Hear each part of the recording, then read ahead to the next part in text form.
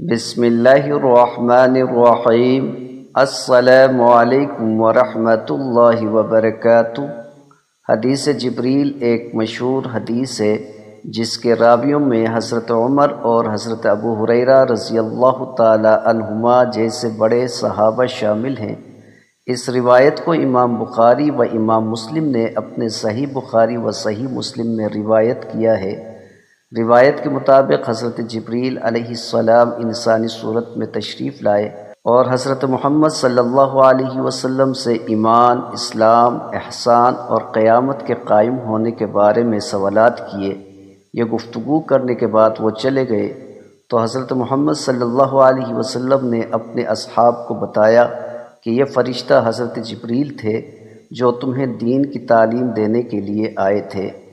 تمام دوستوں سے گزارش ہے حدیث پاک ملاحظہ فرمائیں۔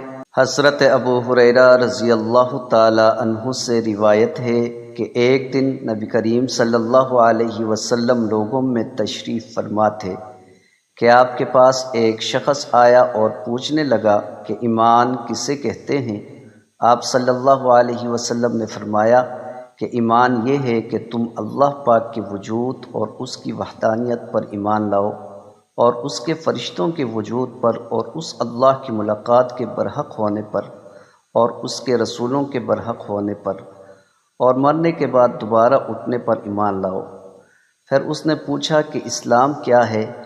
آپ صلی اللہ علیہ وسلم نے پھر جواب دیا کہ اسلام یہ ہے کہ تم خالص اللہ کی عبادت کرو اور اس کے ساتھ کسی کو شریک نہ بناؤ، اور نماز قائم کرو اور زکوٰۃ فرض ادا کرو اور رمضان کے روزے رکھو۔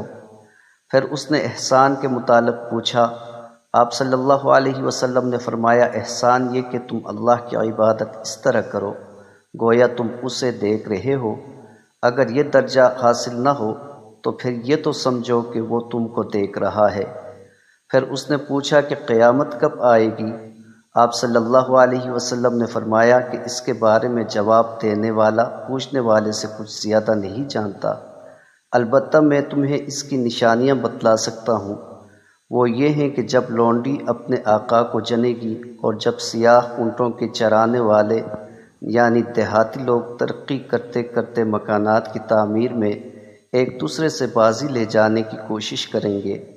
یاد رکھو قیامت کا علم ان 5 چیزوں میں سے ہے جن کو اللہ کے سوا کوئی نہیں جانتا۔ پھر آپ صلی اللہ علیہ وسلم نے یہ آیت پڑھی جس کا ترجمہ ہے کہ اللہ ہی کو قیامت کا علم ہے کہ وہ کب قائم ہوگی۔ پھر وہ پوچھنے والا پیٹھ پھیر کر جانے لگا۔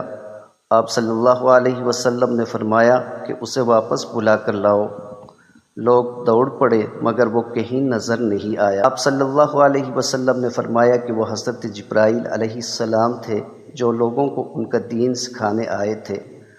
ابو عبداللہ امام بخاری رحمہ اللہ فرماتے ہیں کہ نبی کریم صلی اللہ علیہ وسلم نے ان تمام باتوں کو ایمان ہی قرار دیا ہے۔